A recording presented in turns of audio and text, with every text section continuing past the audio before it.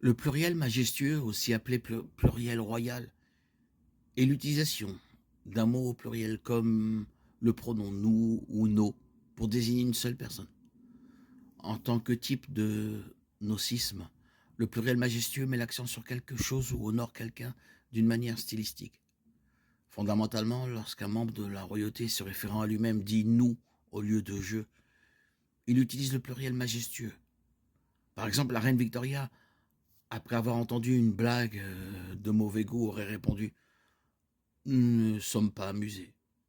Les anciens Hébreux utilisaient le pluriel majestueux et on en trouve quelques exemples dans l'Ancien Testament. Mais la construction n'est pas propre à l'hébreu. La langue latine avait également ce que les Romains appelaient pluriel majestatis, le pluriel de majesté. Et comme cela a été noté, l'anglais l'utilise parfois aussi.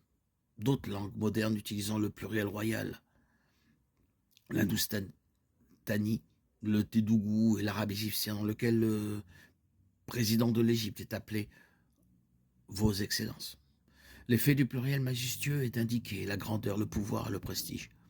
Il est normalement réservé à l'usage des nobles, des rois, des papes et d'autres personnes de haut rang lorsqu'ils parlent à titre officiel, ou par ceux de rang inférieur lorsqu'ils parlent d'eux ou à leurs supérieurs. Dans la Bible, nous trouvons 4 versets dans lesquels Dieu se réfère à lui-même en utilisant des pronoms pluriels.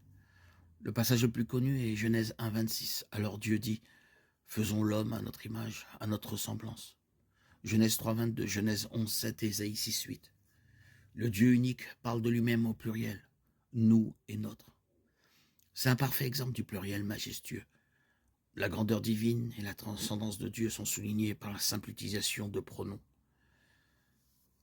Le pluriel majestueux se trouve également dans l'un des noms les plus courants de Dieu dans l'Ancien Testament, Elohim. Le mot lui-même est pluriel. Le singulier est Eloah, et il est parfois traduit par Dieu lorsqu'il fait référence à une pluralité de faux dieux. Lorsqu'il est question du seul vrai Dieu, Elohim au pluriel, est correctement traduit par Dieu au singulier. Deutéronome 4, 35 dit « L'Éternel est Dieu », littéralement Yahvé et Elohim. Et le célèbre schéma Israël qui nous dit « L'Éternel notre Dieu, l'Éternel est un ».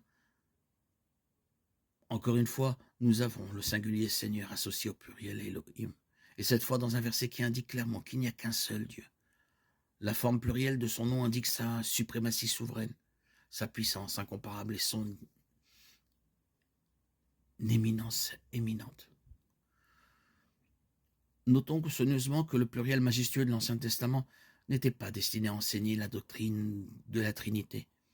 Il s'agit simplement d'un outil linguistique que Dieu a utilisé pour accentuer sa grandeur.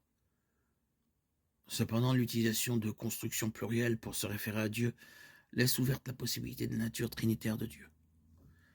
Plus tard, lorsque la doctrine de la Trinité est révélée dans le Nouveau Testament, l'utilisation du pluriel majestueux s'inscrit parfaitement dans ce contexte.